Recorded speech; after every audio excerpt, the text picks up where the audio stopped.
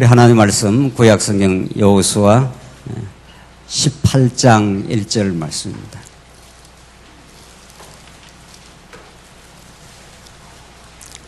우리 하나님 말씀 구약성경 여호수아 18장 1절 말씀입니다. 찾으신 줄 알고 봉독 드리겠습니다. 구약성경 여호수아 18장 1절 말씀입니다. 이스라엘 자손의 온 회중이 실로에 모여서 그곳에 회막을 세웠으며 그 땅은 이미 그들에게 정복되었다. 그러나 이스라엘 자손 중에 자기 유업을 분배받지 못한 7지파가 남아있었다.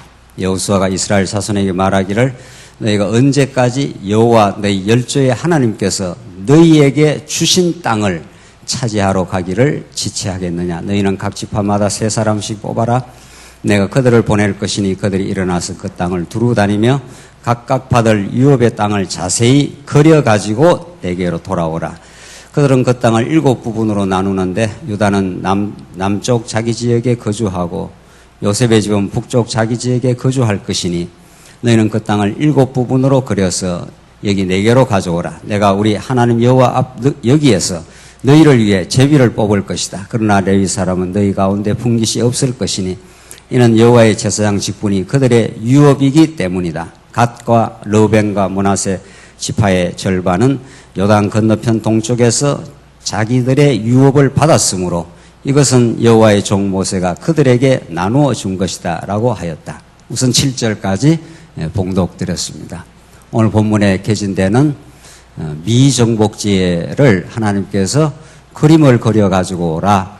그리고 그것을 하나님의 뜻 가운데 분배해주는 오늘 이 본문에 전개되는 여호수아의 말씀은 참으로 하나님이 어떠하신 분이신지 죄인들에게 복음이 어떠한 것인지를 너무도 생생하게 우리에게 가르쳐주는 진리의 말씀입니다.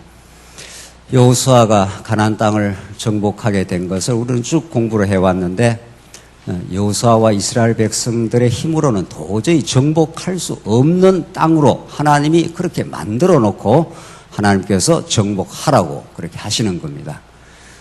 요단강 물이 그 당시에 철철 흘러넘쳐서 도저히 이스라엘 백성들이 건널 수 없는 요단강이 앞에 놓여 있고 요단을 건넜다 치더라도 크고 견고한 성 여리고성이 현실의 큰 장벽처럼 버티고 있는 그렇게 하나님이 정복의 땅, 약속의 땅을 그렇게 만들어 놓으셔서 이스라엘 백성들의 힘으로는 도저히 불가능합니다. 그것이 불가능한 것을 어디서 입증받을 수 있는가 하면은 여리고성은 크고 견고한 성이고 아이성은 조그만한 성인데도 그들이 자만하여 우리가 2, 3천 명만 가서 저 땅을 정복할 수 있다고 갔다가 대패를 하고 뼈저린 패배를 경험했던 사건을 봐서도 조그만한 성 아이성 하나도 이스라엘 백성이 정복할 수 없을지언정 여리고성 같은 크고 견고한 성, 게다가 아이성이 그 후에 붕괴되고 나서 5 연합군들이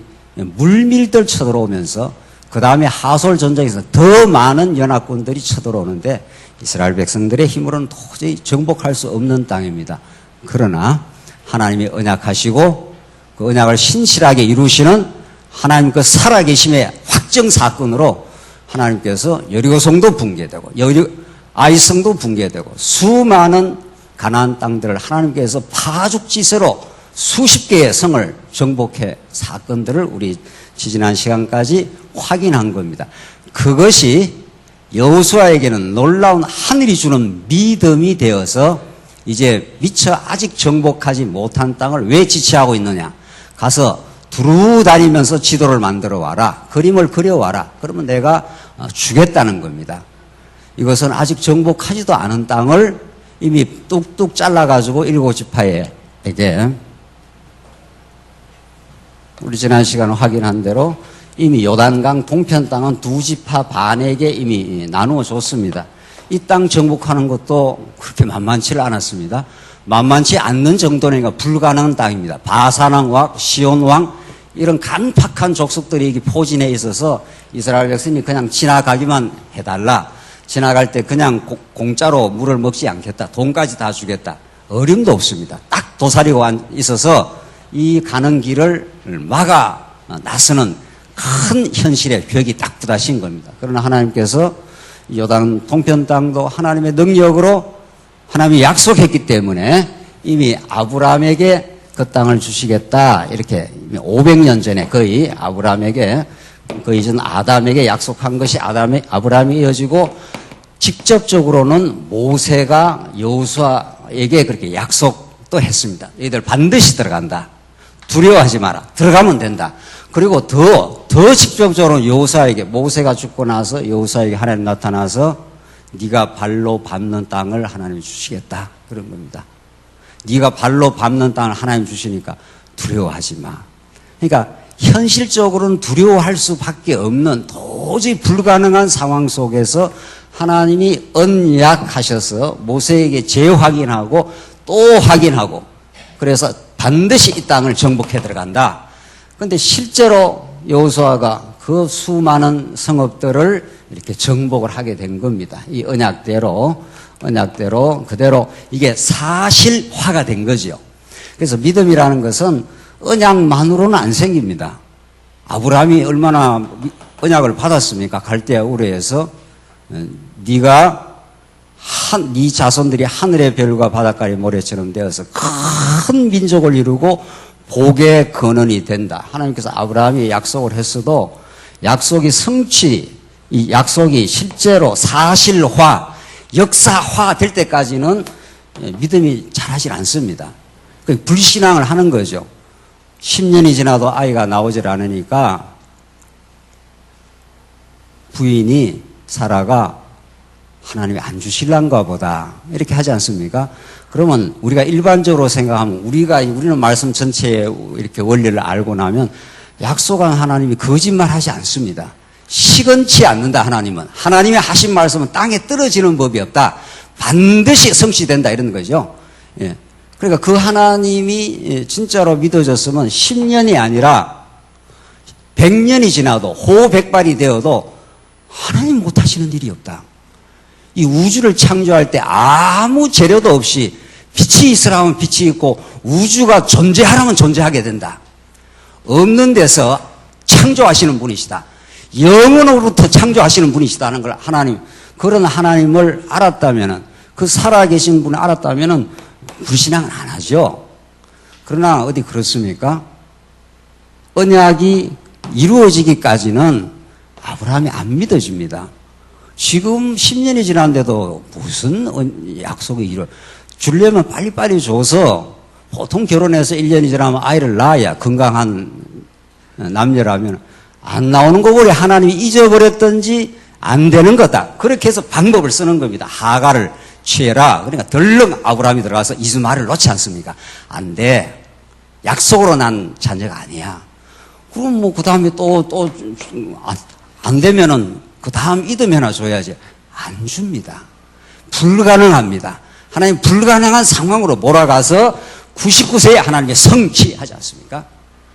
그때라야 아브라함이 내가 이 노경에 웃을 일이 생겼다 하면서 너무 하나님을 찬양하게 됩니다. 하나님 그렇게 하나님의 능력과 살아계심을 보여주시는 거죠.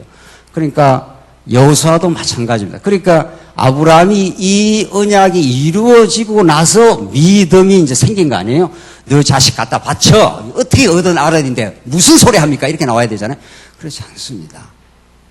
하나님, 당신의 뜻이라면 죽으라면 죽고 살라면 살고 바치라면 바치지요. 이게 믿음의 행위가 나오는 거죠. 그래서 이삭 어떻게 얻은 아들을 생명보다 더 귀한 아들을 그렇게 갖다 바치러 올라가지 않습니까? 이 보통 믿음이 아니에요.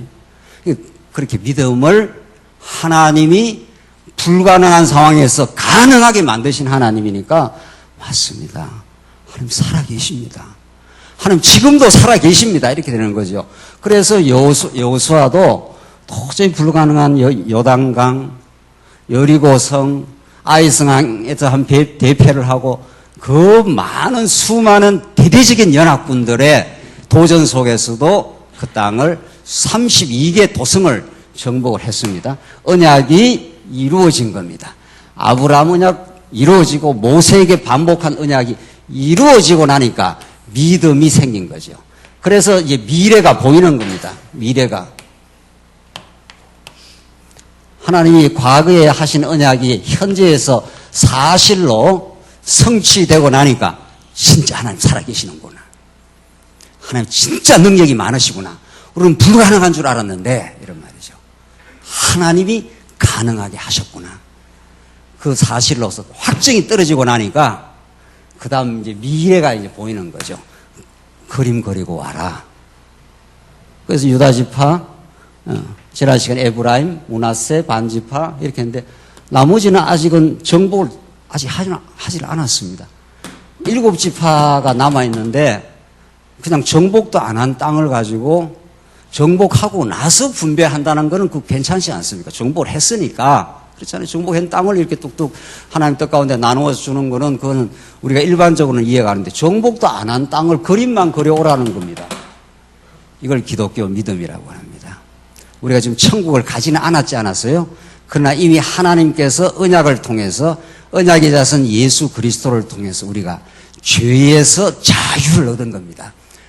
하나님 나는 말할 수 없는 죄와 허물로 죽었던 인생인데 당신 십자가를 통해서 부활을 통해서 새로운 생명을 주셨습니다. 하나님의 은혜가 아니면 도저히 이걸 설명할 길이 없습니다. 그렇게 믿음을 갖고 나니 이 땅에 마음속에 천국을 누리고 나니까 영원 천국이 반드시 있을 거야. 이렇게 되는 거죠. 예수님 반드시 약속대로 다시 오셔. 그래서 그 믿음으로 사는 겁니다. 오늘 본문 말씀은 그걸 우리에게 너무도 생생하게 보여주십니다. 3절 다시 보십시오. 여호수아가 이스라엘 자손에게 말하기를 너희가 언제까지 여호와 너희 열조의 하나님께서 너희에게 주실 땅이 아니고 뭡니까? 주신 땅이에요. 이거 아직 안 줬습니다.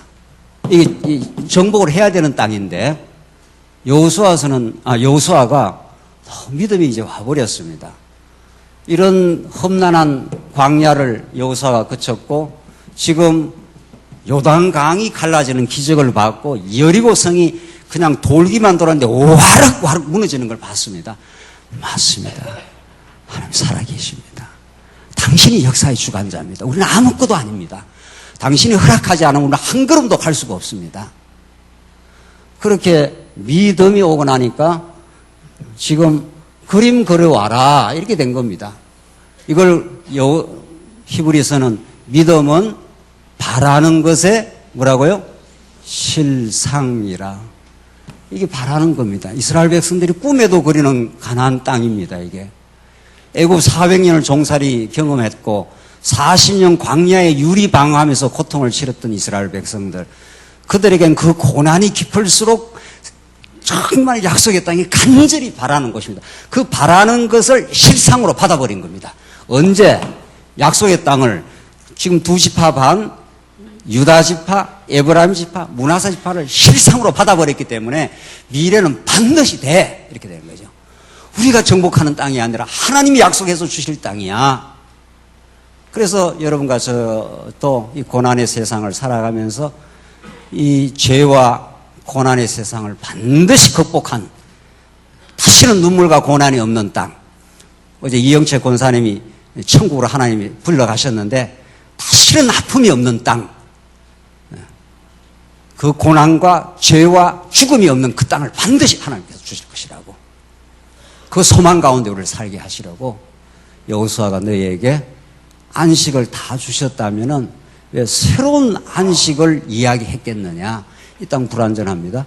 가나안 땅도 모형이고 불완전하고, 오늘 예수 그리스도 안에서 통치 안에 있는 오늘 우리 신약교회도 불완전하고, 그래서 우리는 이 고난과 불완전함 속에서 완전하고 다시는 눈물이 없는, 죄악이 없는 그 땅을 하나님이 소망하도록, 그래서 그 믿음으로 우리는 살아가도록, 보이는 것으로 사는 게 아니라 보이지 않는 그 천국으로 살도록, 그걸 우리는 실제로 느끼도록 하나님 그렇게 하신다는 겁니다. 그래서 너에게 주실 땅이 아닙니다. 여호수아는 믿어져 버렸습니다. 이 나머지 이 땅들이, 이 빚금친 이 나머지 땅들을 주신 땅이라고, 정복도 안 하고 하나님께서 주셨다고, 이미 그냥 그림 그리고 와라고, 그리고 반드시 정복할 거니까 두려워하지 말라고. 하나님 주시는 은혜, 평강, 감사, 이것들을 하나님 주시겠다고. 4절 너희는 각 지파에게 세 사람씩 뽑아라. 내가 그들을 보낼 것이니 그들이 일어나서 그 땅을 두루 다니며 각각 받을 유업의 땅을 자세히 뭐라고 그랬습니까? 그려 가지고 내게로 오라. 세상에 이런 좋은 믿음이 어디 있습니까? 이게 하나님이 여호수아에게 주신 믿음입니다. 이 믿음을 우리에게 주시면 우리는 이 광야 같은 고난을 넉넉하게 이겨갑니다. 하나님이 맞습니다. 이렇게 되는 거죠. 이 그림 그려가 갖다 줬더니만 그냥 쭉쭉쭉쭉 나누어 준 겁니다. 반드시 하나님이 살아계시기 때문에, 신실하기 때문에, 능력 많기 때문에 그 철병거가 있어도 하나님이 정복하게 하실 것이다. 이런 말이죠.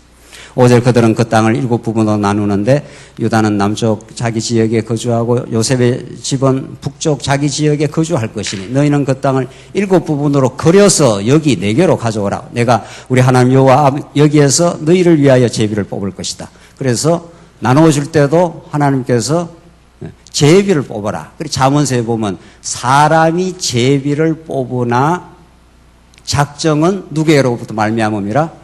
여호와께로 말미암아. 제비를 그냥 제비라는 건 우연히 뽑히는 거 아니겠어요? 그러나 우연히 뽑히는 게 아니라 하나님이 사람이 제비를 뽑긴 하지만은 어느 땅에 갈 것이라 하는 것을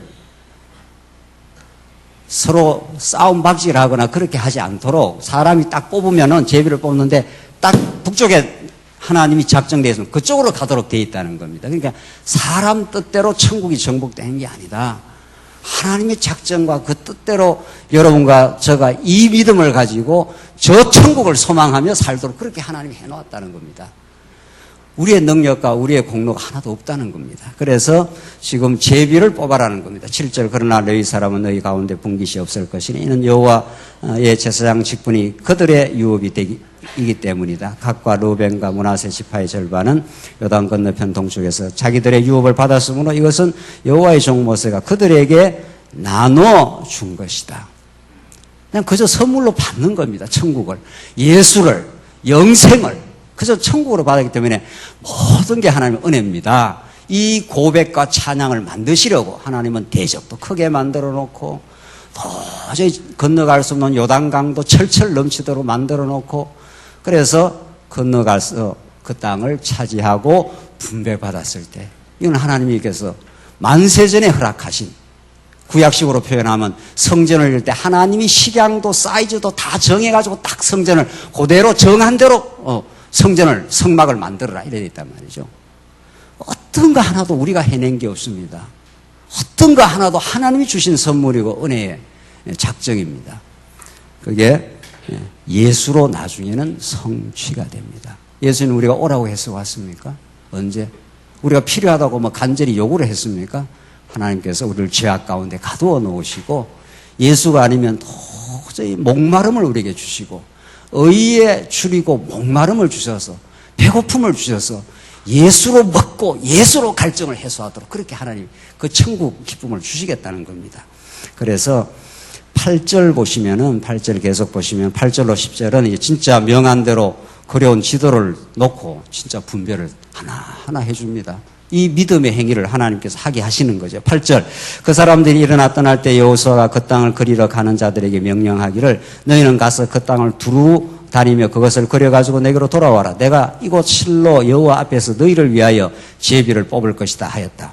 그 사람들이 가서 그 땅을 두루 다니며 성읍을 따라 7부분으로 책에 그려서 실로 진에 있는 여호수아에게 나아오니 여호수아가 여호와 앞에서 그들을 위하여 실로에서 제비를 뽑고 거기서 이스라엘 자손에게 그들의 지파를 따라 그 땅을 분배했다.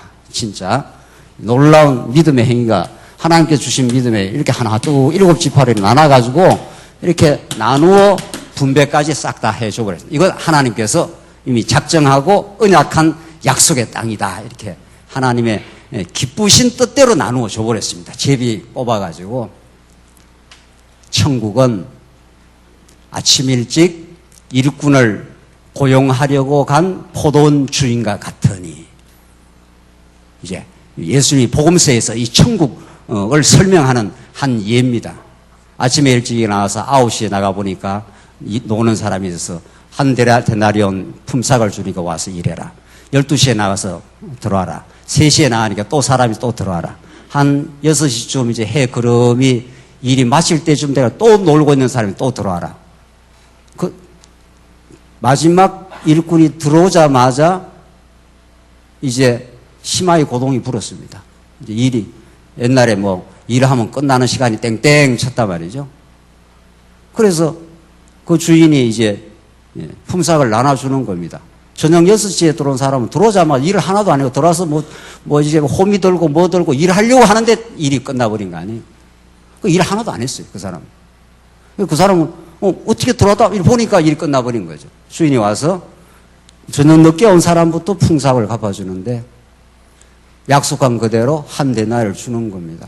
그 사람은 너무 이상한 거죠. 내가 들어와서 일도 하나도 안 했는데 그렇게 주니까 이거 웬 떡이냐는 거예요. 천국은 웬 떡이냐입니다. 일한 게 하나도 없어요. 우리가 죄 지은 것밖에 없다고요. 하나님 앞에서 우리가 죄인으로 태어나서 지금까지 하나님께서 육신의 그냥 소유 가운데 두면은 자기 영광이나 챙기고 자기 영광이나 추구하고 그렇게 사는 게 우리 인생입니다. 그러니까 6시에 들어오는 사람은 아무것도 아닌데 덜렁 한 데나리온을 받아서 너무 감사한 거죠. 그래서 3시에 들어온 사람도 한 데나리온, 12시에 들어온 사람도 한 데나리온, 이제 9시에 들어온 사람이 한 데나리온 줬습니다. 그 앞에 사람들도 마음에 약간 불편을 했을 겁니다. 나는 그래도 조금 들어와서 한나절, 반나절 정도는 일을 했으면 조금 더 돈을 더 줄라나 했는데 뭐 한 데나리온. 누가 제일 불평을 합니까? 많이 일했다고 하는 사람이 불평을 하는 겁니다. 하나님 나라에서는. 내가 많이 일을 했는데 왜 이거밖에 안 줘? 이렇게 되는 거죠. 그러니까 주인이 뭐라고 합니까? 네 건 안 묻고 떨어져. 이러죠. 성경에는 네 건 안 묻고는 그런 말은 없고 말이죠. 내 것 가지고 내 마음대로 왜 못하느냐. 천국은 열심히 일해서 받는 게 아니고, 그러니까 하루 종일 일한 사람은 자기가 일을 많이 했다고 생각하는 겁니다. 여러분과 제가 천국 가서 우리가 장안조항기를 위해서, 말씀 운동을 위해서 많이 수고했다고 생각하면 진짜 천국 가서 불평할지 모릅니다. 하나님께서 천국이라는 선물을, 그 영원한 새하늘과 새 땅을, 다시는 죄가 없는 생명수 강가에 철철 흐르는 그 기쁨의 나라, 참 안식이 있는 그 땅에 갔을 때 하나님 우리에게 면류관을 씌워주면은, 우리 모든 성도에게 면류관을 씌워주는데 그 면류관을 받아 죽게 벗어 던지며, 그렇게 되어 있습니다. 계시록에. 하나님 내 면류관을 받을 자격이 없습니다. 나는 일한 게 하나도 없습니다. 나는 하나님 앞에 범죄한 것밖에 없습니다. 하나님이 예수를 믿게 하고 천국을 선물로 주셨고 그 천국의 기쁨이 찾아온 만큼 그저 조금 그냥 봉사를 했을 뿐입니다. 그 봉사까지도 하나님이 주신 은혜의 선물이었습니다. 이 땅을 이스라엘 백성들이 일해서 차지한 게 아닙니다. 6시에 덜렁 들어갔더니만 그냥 하나님께서 은혜의 선물로 주신 겁니다. 그러니까 6시에 들어가서 아무 일을 하지 않고 받은 그 사람이 우리 모든 택한 백성의 성도입니다. 나는 일한 게 없는데요. 주 앞에 하나님께 일한 게 없는데요. 범죄한 것밖에 없는데요. 아니야. 너는 내 사랑하는 아들. 너는 범죄했어도, 탕자가 나갔어도 나를 하나님 아들이라 내가 칭할 수가 없으니까 종의 하나로 삼아달라고. 아니야. 너는 실제로 범죄해서 형편없는 인생이지만 너는 내가 행위를 보고 자기를 삼은 게 아니야.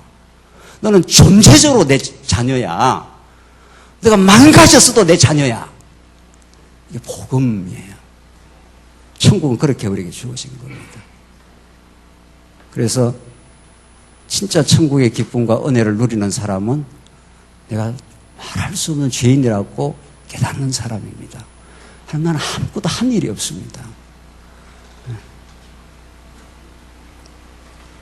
그래서 하나님께서는 이렇게 여호수아에게 이 놀라운 믿음을 허락하셔서 약속을 그대로 실제화, 사실화를 시켜주니까 이게 도대체 하나님이 주신 웬 떡이냐 말이죠. 이 놀라운 은혜의 선물이 아닙니까? 깨닫고 미래를 조망하고 미래까지도 그림 그려서 천국을 이렇게 분배를 해준 장면까지 공부했습니다. 11절 부터는 실제로 7지파에게 자세하게 나누어 주는 내용인데 우리 조금씩 간략하게 읽으면서 정리하십시다. 11절 베냐민 자손의 지파가 그 족속대로 제비를 뽑았는데 그들이 제비 뽑은 경계는 유다 자손과 요셉 자손 사이에 있었으니 이렇게 하면서 차근차근 베냐민 지파가 어디에 유다 지파와 에브라임 지파 사이에 그렇게 있게 되었다고 베냐민 지파가 그걸 경계까지도 이렇게 정해준 걸 성경은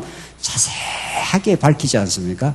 여기에 하나님의 살아계심과 하나님 나라의 싱싱한 맥박이 띄고 있는 장면입니다. 우리는 뭐 자세하게 이제 집에 가서 더 읽어보시고, 하나님께서 이렇게 세밀하게까지 하나님 나라 천국을 이렇게 예수를 통해서 이렇게 베풀어 주시는 거구나. 우리가 일해서 얻어낸 대가가 아니구나. 하나도 일하지 않았는데, 이스라엘 백성이 400년 종살이하고 40년 범죄했음에도 불구하고 주셨다 하는 걸 이렇게 자세히 밝힙니다. 21절로 넘어갑시다. 베냐민 자손의 지파가 그 족속대로 얻은 성읍들은 여리고와 벳호글라와 에멕, 거시서와 등등등등 해서 28절 세라와 엘렙과 부스 곧 예루살렘과 기브앗과 기랴시니 14성읍과 그 촌락들이다. 이것은 베냐민 자손이 그 족속별로 얻은 유업이다. 그래서 하나님께서 베냐민 족속에게 주기로 이미 만세전에 작정한 그 천국 땅을, 가나안 땅을 하나님께서 자세하게 하나님이 우리 사랑하는 아버지가 자녀 죽을 때 자녀에게 유산 줄 때 너는 저 뒷동산에 뭐 어느 논 차지하고 둘째는 뭐 앞에 밭 차지하고 뭐 이렇게 하듯이 이렇게 세밀하고 자상한 우리 하나님 아버지의 손길을 우리는 이렇게 읽으시면 됩니다. 왜 이렇게 자세하게 써놨을까? 이렇게 하나님께서 우리를 너무 깊이 잘 아셔서 하나님 분배까지도 하나님이 그렇게 해주신 것이다. 19절 보십시다. 19장 1절. 두 번째로 시므온 나오지 않습니까? 두 번째로 시므온, 그 시므온 자손의 지파를 위하여 그 족속대로 제비를 뽑았으니 등등 해서 나오는데 9절 한번 보시죠.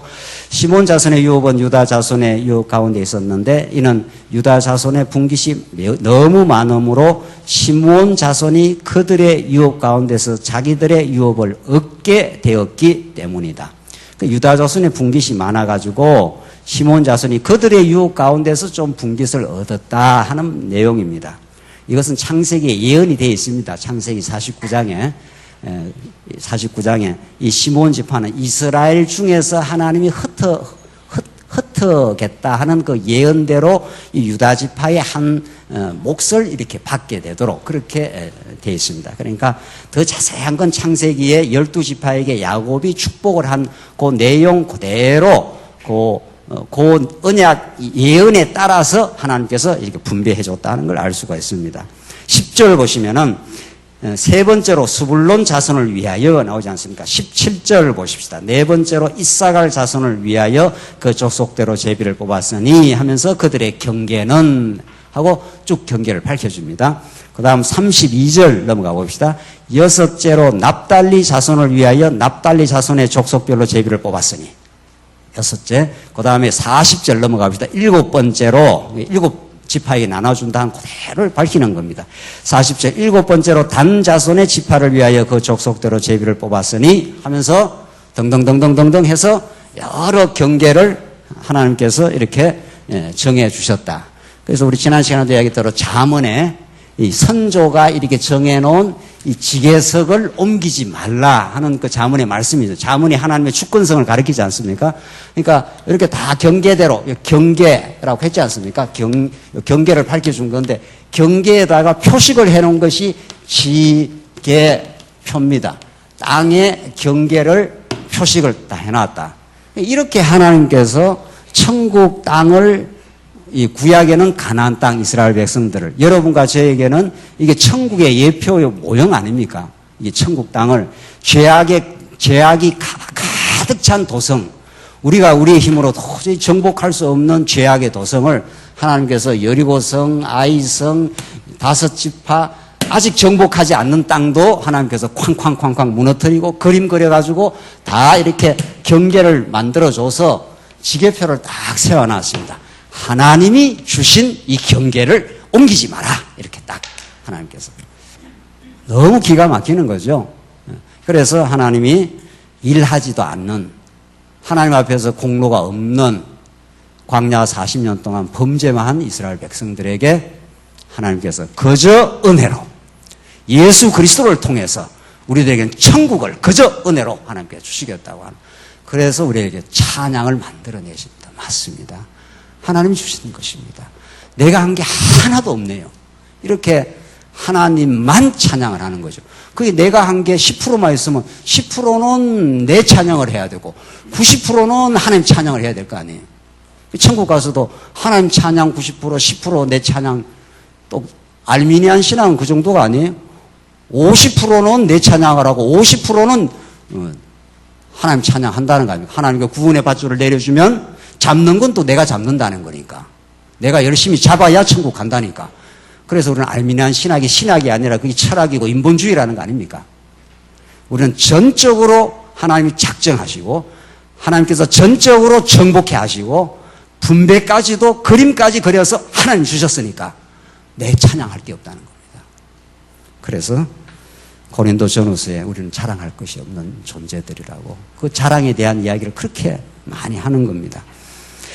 이 49절 실제로 이제 여호수아가 마지막에 유업을 받고 분배가 끝나는 장면을 밝히는데, 49절 이스라엘 자손이 그 경계를 따라 땅 나누기를 마치고 난 후 그들 가운데 눈의 아들 여호수아에게 유업을 주었으니 곧 여호와의 명령대로 그가 요구한 성읍인 에브라임 산지 딥낫 세라를 주었고 여호수아는 거기에 성읍을 세웠고 그곳에서 살았다. 이것이 제사장 엘라살과 눈의 아들 여호수아와 이스라엘 자손 지파의 족장들이 실로에 있는 회막문 여호와 앞에서 제비 뽑아 나눈 유업이었다. 그리하여 그들의 분배를 끝마쳤다. 참 놀라운 하나님의 언약 성취의 섭리였다, 이런 말입니다. 하나님이 아브라함에게 수백 년 전에 정말 주신다 했는데 그 꿈 같은 약속의 땅, 얼마나 이스라엘 백성들이 400년 종살이하고 그 땅이 진짜 우리 하나님 주실 것인가? 우리 힘으로는 도저히 정복할 수 없는데 이렇게 하나님이 정복해 주시고 분배까지 다 하나님이 해 주시니 하나님을 찬양하지 않을 수 있겠느냐, 이런 말이죠. 이렇게 오늘 이 본문을 여호와 하나님이 은혜로 베풀어 주신 땅으로 보시면 너무 분명한 거죠. 성경 이게 66권 전체를 관통하는 말씀 아닙니까? 자손, 땅, 통치, 이게 어떤 것도 성경의 소재가 바뀔 뿐이지 어떤 것도 하나님 여호와를 증명하고 그분이 보내신 예수 그리스도가 이루시는, 우리 안에 이루어주는 천국이라는 것이 성경 전체의 메시지입니다. 우리는 그런 말씀을 깨닫고 있는 겁니다. 수십 년 동안 성경 어디를 보더라도 그 하나님 살아계심을 증명하고 예수 그리스도를 통한 그 놀라운 은혜를 이렇게 가르쳐주고 있기 때문에 우리는 그분을 찬양하지 않을 수가 없도록 하나님께 만들어주신 겁니다. 20장 도피성 간략하게 정리하고 마치겠는데 20장 1절 여호와께서 여호수아에게 말씀하셨다. 너는 이스라엘 자손에게 말하여라. 내가 모세를 통해 너희에게 말한 도피성을 너희를 위하여 정하고 부지 중 사람을 죽인 살인자는 그곳으로 도망하게 하여라. 그곳은 너희에게 피해 보복자로부터 피하는 곳이 될 것이다. 살인자는 이 성읍 가운데 한 곳으로 도피하여 그 성읍 문 입구에 서서 성읍 장로들의 귀에 자기 사정을 말해야 한다. 장로들은 그를 받아들여 성읍 안에 있을 곳을 마련해주고 그들 가운데 살게 하리라. 피해 보복자가 그를 뒤쫓아온다 하더라도 그들은 그 살인자를 그의 손에 넘겨주지 말 것이니 이는 그가 그 이전부터 그 이웃을 미워한 것이 아니라 부지 중에 자기 이웃을 죽였기 때문이다. 살인자는 회중 앞에 서서 재판을 받을 때까지 또는 그 당시에 대제사장이 죽을 때까지 그 성읍에 살다가 그 후에 자기 집에 있는 성읍 곧 자기가 도망하여 나온 그 성읍으로 돌아갈 수 있다. 이렇게 해서 7절 이후에는 등등등등 해서 6군데 도피성을 이렇게 만들어줍니다.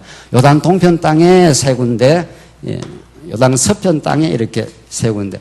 왜 하나님께서 분배를 다 이렇게 다 가나안 땅 분배를 이 2지파 반, 9지파 반에게 다 분배를 마치고 분배 이후에 지금 우리가 여호수아서가 진입, 정복, 분배, 그 다음에 마지막 이제 교훈으로 가는데 분배를 마치고 왜 하나님께서 여기다가 도피성 말씀을 이렇게 딱 붙여놨냐는 겁니다. 우리는 지금까지 우리 성경신학적 관점에서 성경을 보는 것은 창세기부터 계시록까지 모든 말씀이 하나도 빠지지 않고 연속적으로 그 일관된 진리를 지금 우리에게 살아계신 여호와 하나님을 전개해 주고 있다. 그게 지금 우리가 성경 60분에서 확인한 내용 아닙니까? 그러니까 20장에 나오는 이 도피성 사건도 분배 이후에 이렇게 딱 붙여놓은 이유가 있을 거 아닙니까? 그렇죠? 그러니까 옛날 일반적인 지금 기존 신앙에서는 분배 따로 공부하고 도피성 따로 공부하고 다 이렇게 파편적으로 이렇게 공부를 하니까 이게 복음의 그 깊은 내용을 알 수가 없는 거죠. 복음이라는 것은 창세기부터 계시록까지 하나의 원리로 깊은 내용을 가지고 이걸 전달하기 위해서 이렇게 구조적으로 논리적으로 전거되어 있지 않아요. 그러니까 분배 이후에 도피성을 주는 이유가 있을 거 아닙니까? 그냥 뭐 하나님께서 그냥 부지 중에 살인한 자는 빨리 받아들여라. 그리고 도피성 문을 딱 닫아가지고 제사장이 죽을 때까지 도피할 수 있도록 해줘라. 뭐 그런 말이에요. 이게 도대체 왜 분배 이후에 있어야 되며 이 도피성이 도대체 어떤 복음, 어떤 하나님을 우리에게 가르쳐 주느냐 이 말입니다. 그렇게 질문해야 이 본문이 해석이 되지 않습니까? 그것은 두말할 나위 없이 분배해주고 은혜의 땅을 분배해준 거 아닙니까? 이 약속의 땅을, 안식의 땅을, 애국 땅에서는 도저히 안식을 얻을 수 없는 백성들, 죄와 허물 때문에 늘 시달리고 고통받는 인생들, 이스라엘 백성들에게 400년 종살이에서 건져낼 뿐 아니라 광야 40년을 거쳐서 안식의 땅이에요, 여기가. 그래서 오늘 우리 권사님 하나님 불러가신 것은 이 고난의 땅을 다 종지부 짓고 참 안식의 땅, 영원한 안식의 땅으로 인도했지 않았어요. 우리도 이 땅에서 예수 그리스도 안에 참 안식이 있는 거 아니에요. 문득. 그래서 도피성으로 하나님께서 이렇게 분배해 주신 것은 너희들이 의로워서 그런 게 아니야. 이걸 다시 한번 못 박아주는 사건입니다. 이 안식의 땅에서도 범죄를 할 수 있다는 겁니다. 예수 안에 들어와서도 우리가 얼마든지 실수하고 범죄도 한다는 겁니다.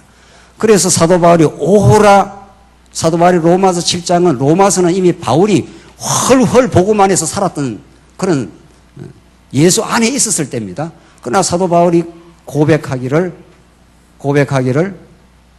내가 마음에 한 법이 선한 뜻을 추구하고자 하는 마음의 법이 있지만 내 마음속에 다른 법이 나를 죄악 가운데로 이끌어 가는 것을 보는도다. 그게 자기 인식입니다.